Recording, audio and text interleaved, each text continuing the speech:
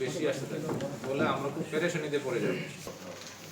আর পাওয়ার পরে আমাদের যেটা কাজ, এই ওই যেটাতে লক করবেন সেই লকের যে নাম্বারটা কষ্ট করে নিয়ে আমাদেরকে ওখানে ওই এজেন্ট এটা দিয়ে দিবেন। আর আচরণ বিধিমালা প্রতিপালন সুষ্ঠু পরিবেশে একটা অবাধ, সুষ্ঠু, নিরপেক্ষ এবং একটা উৎসবমুখর নির্বাচন যাতে আমরা এই চুয়াডাঙ্গাবাসীকে উপহার দিতে পারি, সেই লক্ষ্যে আমরা কাজ করে যাচ্ছি। আশা করি সকল প্রতিদ্বন্দ্বী প্রার্থী এবং মাঠে যে সকল রাজনৈতিক দল আছেন তারাও আমাদেরকে সেই কাজে সহযোগিতা করবে।